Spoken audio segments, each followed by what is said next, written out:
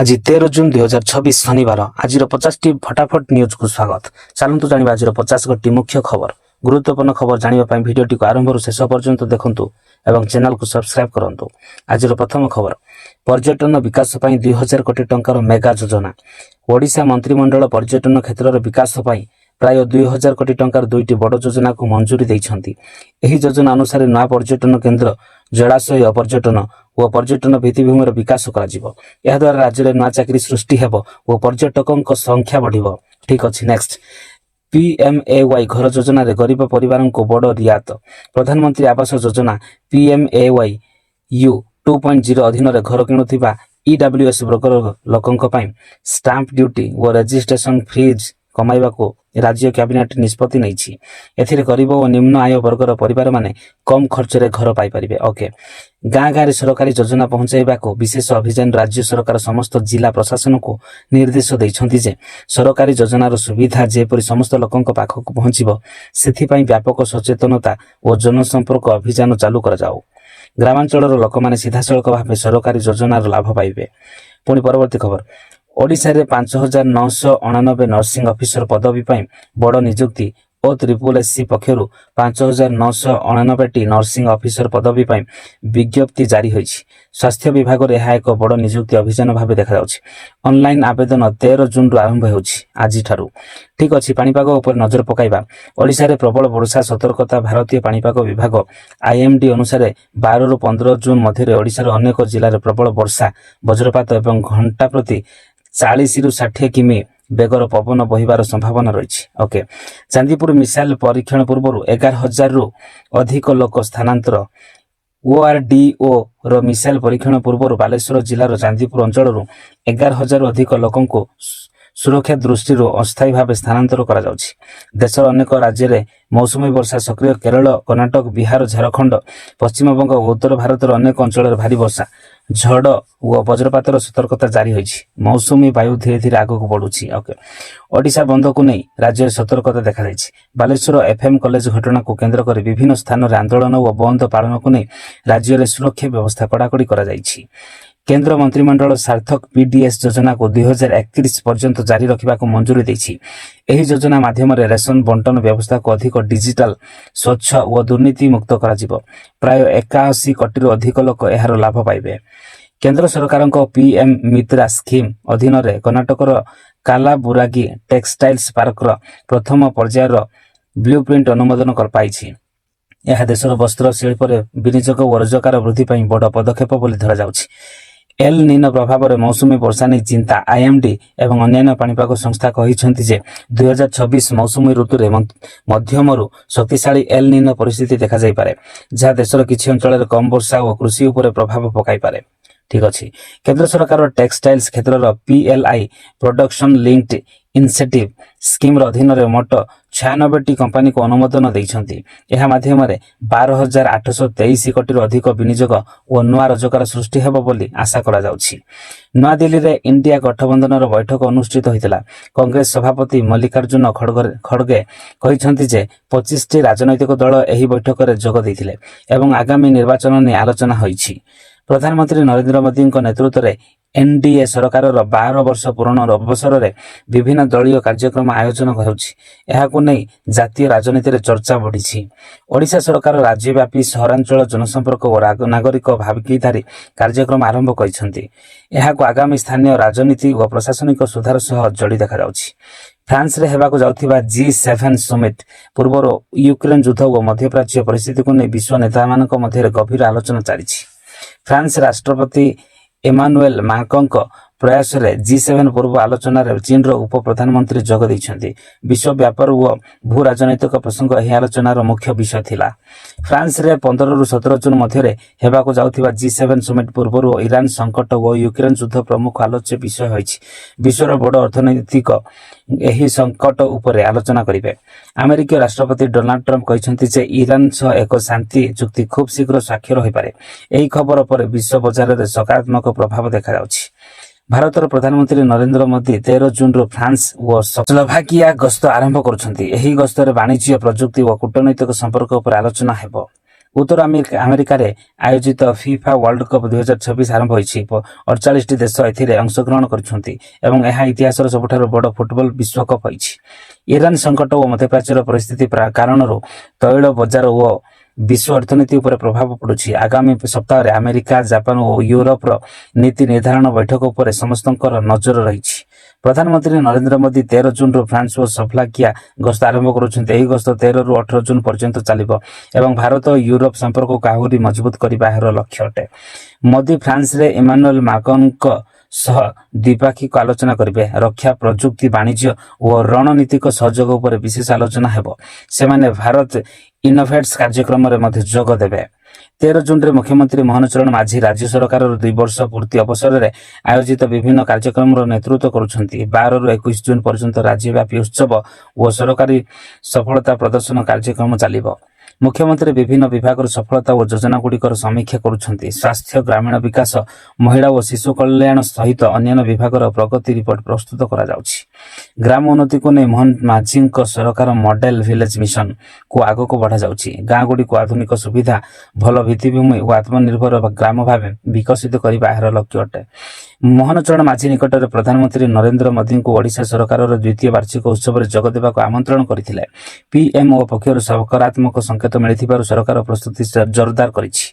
राहुल गांधी निकट में एनडीए गठबंधन बैठक में जोग दे विरोधी दलगुड़िक मध्य समन्वय बढ़ाइबा उपर जोर देइछन्ति। 25टी विरोधी दल एकाठी होय आगामी संसद अधिवेशन और राजनीतिक कौशल ने आलोचना करिछन्ति। सीबीएसई मूल्यांकन विवाद और शिक्षा संबंधी प्रसंग में राहुल गांधी केंद्र सरकार उपर लगातार आक्रमण करुछन्ति। से छात्र छात्री समस्या को संसद और जनसाधारण मध्य उठाइबा कहिछन्ति। निकट में ममता बनर्जी और अभिषेक बनर्जी सह राहुल गांधी बैठक को नहीं जातीय राजनीति रे चर्चा बढ़ी। कांग्रेस पक्षर कहुଯାଇଛି एही बैठकर लक्ष्य थिला विरोधी दल मानक एकता को आहुरी शक्तिशाली करबा। मुख्यमंत्री मोहन चरण माझी घोषणा करिसेंति जे राज्य रे केजी ठारू पीजी पर्यंत शिक्षा को अधिक सुलभ और मागणा करबा दिगरे सरकार काम करछन्ति। यह शिक्षा क्षेत्र रे एक बड़ पदक्षेप बोली देखा जाउछि। ओडिशा सरकार विश्वविद्यालय गुड़िकरे नेशनल एजुकेशन पॉलिसी एनईपी 2020 को कार्यकारी करबा आरंभ करिसेंति। यह सह नवा शिक्षा कैलेंडर और पाठ्य प्रणाली लागू हेउछि। आरबीआई विदेशी मुद्रा जमा FCNR योजना को प्रोत्साहन देवा नुआ व्यवस्था आनी। एथिरे एनआरआई मानक जमा टंका आकर्षित करने को बैंक मानक सहायता मिलिबो। इंडियन रेलवेज अगस्त 2026 ठारू नुआ पैसेंजर रिजर्वेशन सिस्टम आरंभ करिबो। एथिरे टिकेट बुकिंग आहुरी द्रुत, सहज और आधुनिक हेबो। ओडिशार सरकारी हॉस्पिटल गुड़िकर सेवा को शक्तिशाली करबा पई 5989 नर्सिंग ऑफिसर पदवी पई नियुक्ति प्रक्रिया आरंभ होईछि। यह स्वास्थ्य सेवा को उन्नत करिपारे बड़ पदक्षेप अटे। 1400 कोटी बैंक ठके मामला रे ईडी रो बड़ कार्यानुष्ठान। एनफोर्समेंट डायरेक्टोरेट ईडी 1400 कोटीर बैंक ठकई मामला रे 60 कोटीर अधिक मूल्यर संपत्ति जबत करिछि। एही मामला एक बड़ आर्थिक अपराध भाव चर्चा रहिछि। आसाम रो लक्ष्मीपुर पुलिस एक बड़ मोबाइल चोरी चक्र को धरिछि। 6 जन को गिरफ्त करा जायथिबा बेले 146 टी चोरी मोबाइल जबत करा जायछि। केंद्र सरकार ब्रिटेन रो university of Bristol, university of York एवं ऑस्ट्रेलिया रो university of New South Wales को भारत रे कैंपस खोलिबा पई अनुमति दैछन्ति। यह जातीय शिक्षा नीति एनईपी 2020 अनुसार एक बड़ पदक्षेप। ओजेईई 2026 रे प्राय 62,000 छात्र छात्री पाइछन्ति। राज्य इंजीनियरिंग, एमपीए, एमसीए और अन्य प्रोफेशनल कोर्स पई काउंसलिंग प्रक्रिया जून रो तृतीय सप्ताह आरंभ हेबो। महिलांको पई बड़ खुशी खबर। पंजाब सरकार मुख्यमंत्री मावान ध्यान सत्कार योजना जुलाई 1 ठार आरंभ हेबो। योग्य महिला माने प्रति मास 1000 और एससी वर्गर महिला माने 1500 पाइबे। टंका सीधा सड़क बैंक खाता को जीवो। वृद्ध पुरुष और महिलांको पई वृद्धा भत्ता योजना केंद्र सरकार इंदिरा गांधी जातीय वृद्धा भत्ता योजना IGNOAPS अधीन 60 वर्ष अधिक बयसर बीपीएल वृद्ध माने मासिक पेंशन पाउछन्ति। 80 वर्ष अधिक बयसर लोकन को अधिक सहायता मिलुछि। वृद्ध नागरिकन कल्याण पई AVYAA योजना केंद्र सरकार अटल वय अभ्युदय योजना AVYAY अधीन वृद्धकों वृद्धाश्रम, स्वास्थ्य सेवा, हेल्पलाइन, सहायक उपकरण और विभिन्न कल्याणकारी सेवा जारी रही।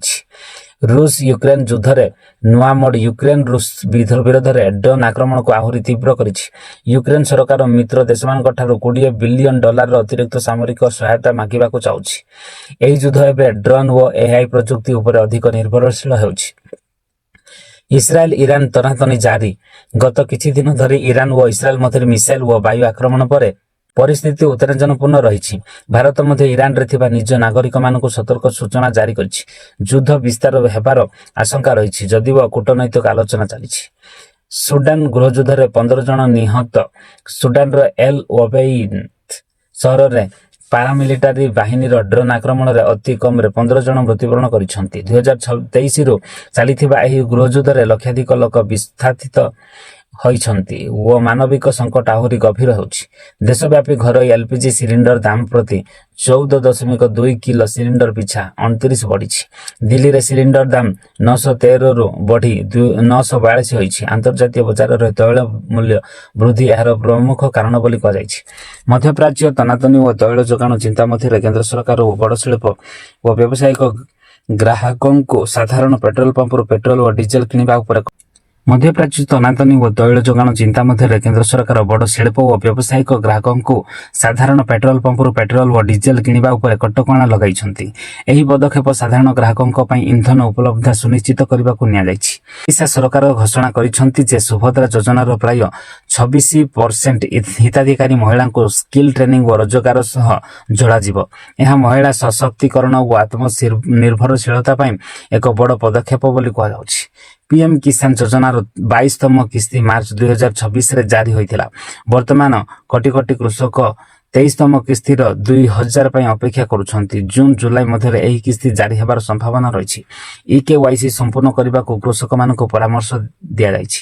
ଓଡ଼ିଶା ସରକାରଙ୍କ କୃଷି ଯନ୍ତ୍ର DBT ପୋର୍ଟାଲରେ 10 ଜୁନ 2026 ଠାରୁ ନୂଆ ପର୍ଯ୍ୟାୟର ବୁକିଂ ଆରମ୍ଭ ହୋଇଛି। ଚାଷୀମାନେ ସବସିଡିରେ କୃଷି ଯନ୍ତ୍ରପାତି ପାଇବା ପାଇଁ ଆବେଦନ କରିପାରିବେ। ଏହା କୃଷିକୁ ଅଧିକ ଆଧୁନିକ ଓ ଉତ୍ପାଦନଶୀଳ କରିବାରେ ସହାୟକ ହେବ। ଓଡ଼ିଶାରେ 50 ମେଗାୱାଟ ସୌର ଶକ୍ତି ପ୍ରକଳ୍ପ ଓ ବ୍ୟାଟେରୀ ଷ୍ଟୋରେଜ ପ୍ରକଳ୍ପ ପାଇଁ ଟେଣ୍ଡର ଜାରି ହୋଇଛି। ସେହିପରି ରାଜ୍ୟରେ ନୂଆ ଗ୍ରିଡ୍ ଷ୍ଟେସନ ଓ ବିଦ୍ୟୁତ ଟାୱାର ବିସ୍ତାର କାର୍ଯ୍ୟ ମଧ୍ୟ ତ୍ୱରାନ୍ୱିତ ହେଉଛି। ଏହା ଆଗାମୀ ଦିନରେ ବିଦ୍ୟୁତ ଯୋଗାଣକୁ ଅଧିକ ମଜବୁତ କରିବ। କେନ୍ଦ୍ର ଅର୍ଥମନ୍ତ୍ରୀଙ୍କ ଅନୁସାରେ ଦେଶର ଜନଧନ ଯୋଜନା ଅଧୀନରେ 58 କୋଟିରୁ ଅଧିକ ବ୍ୟାଙ୍କ ଖାତା ଖୋଲାଯାଇଛି। ଏହା ଆର୍ଥିକ ସମାବେଶ କ୍ଷେତ୍ରରେ ଏକ ବଡ଼ ସଫଳତା ବୋଲି କୁହାଯାଇଛି। PPF, NCS, ସୁକନ୍ୟା ସମୃଦ୍ଧି ଯୋଜନା ଓ ସିନିୟର ସିଟିଜେନ ସେଭିଂସ ସ୍କିମ୍ ଭଳି ପୋଷ୍ଟ ଅଫିସ କଲ ସେଭିଂସ ଯୋଜନାର ସୁଧହାର ଏପ୍ରିଲ ଜୁନ 2026 ତ୍ରୟମାସ ପାଇଁ ଅପରିବର୍ତ୍ତିତ ରହିଛି। ଏହା ଲକ୍ଷ ଲକ୍ଷ ନିବେଶକଙ୍କ ପାଇଁ ଏକ ଗୁରୁତ୍ୱପୂର୍ଣ୍ଣ ଖବର। RBI floating rate savings bond ଉପରେ ଜାନୁଆରୀ ଜୁନ 2026 ପାଇଁ 8.05% ସୁଧହାର ଜାରି ରହିଛି। ନିରାପଦ ନିବେଶ ଖୋଜୁଥିବା ଲୋକଙ୍କ ପାଇଁ ଏହା ଆକର୍ଷଣୀୟ ବିକଳ୍ପ ହୋଇ ରହିଛି। ଓଡ଼ିଶାରେ ଆୟୋଜିତ ଜାତୀୟ ଜୁନିୟର ବିକ୍ ବକ୍ସିଂ ଚାମ୍ପିୟନସିପ୍ରେ ଛତିଶଗଡ଼ ଦଳ 30ଟି ପଦକ ଜିତି ଚର୍ଚ୍ଚାରେ ରହିଛି। ପ୍ରତିଯୋଗିତାରେ 5ଟି ସ୍ୱର୍ଣ୍ଣ, 13ଟି ରୌପ୍ୟ ଓ 12ଟି କାଂସ୍ୟ ପଦକ ମିଳିଛି। ଏମିତି ଗୁରୁତ୍ୱପୂର୍ଣ୍ଣ ଖବର ପ୍ରଥମେ ଜାଣିବା ପାଇଁ ଆମ ଚ୍ୟାନେଲ ମିଡିଆ ନ୍ୟୁଜ୍ ଓଡ଼ିଆ ଚ୍ୟାନେଲକୁ ସବସ୍କ୍ରାଇବ କରନ୍ତୁ।